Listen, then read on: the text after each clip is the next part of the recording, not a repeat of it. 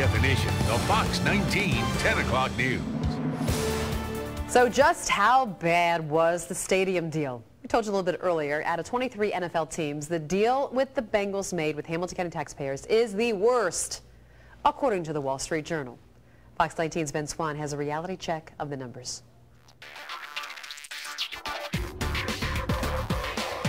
The stadium deal Hamilton County made with the Bengals and the Reds may be a classic example of why get something now, pay for it later leaves a costly legacy. So here are the numbers, according to the Wall Street Journal. One of the reasons why Hamilton County's deal is so bad is because of how few people are shouldering the financial burden. Out of the 23 NFL stadiums built or renovated between 1992 and 2010, only 2 involve a single county government willing to shoulder the debt burden. The Journal points out that when the Pittsburgh Steelers and Philadelphia Eagles got new fields, that was in 2001 and 2003, the state of Pennsylvania picked up some of the tab. When the Denver Broncos landed a new stadium in 2001, 6 counties carried that burden. Now today, the Bengals issued a response to the article in which they say that it is not true that Hamilton County shoulders $1 billion in debt without any help from the surrounding counties or the state.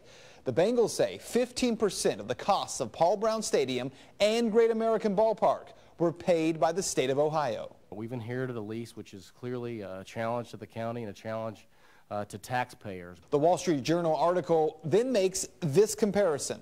In 2010, the Bengals Stadium cost to taxpayers was $34.6 million in 1 year alone. That is a sum equal to 16.4% of the entire county budget. The Wall Street Journal compared that number to 4 other stadiums that were financed in a similar way. The Buffalo Bills, who only renovated their stadium, cost taxpayers $3 million in 2010, but they account for 0.2% of their county's budget. The Tennessee Titans, at $5.2 million in 2010, they account for 0.7% of their county's budget. In St. Louis, the Rams cost taxpayers $6 million for their stadium in 2010 alone, but it constitutes 1.2% of the county's budget.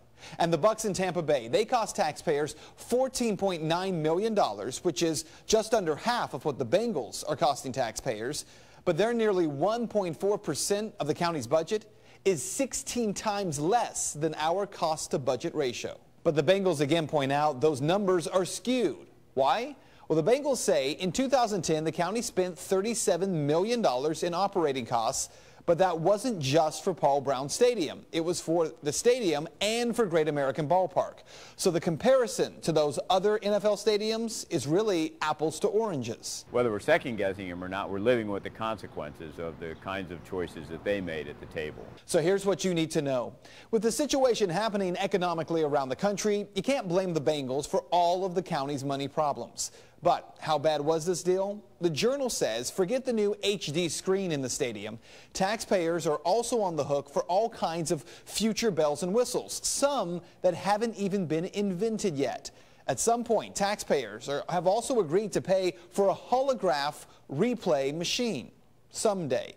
But again, the Bengals point out many NFL teams have the same kinds of agreements. And in St. Louis, not only do they get bells and whistles, but taxpayers are required to make sure that their bells are among the top 25% of all NFL stadiums. And that is Reality Check.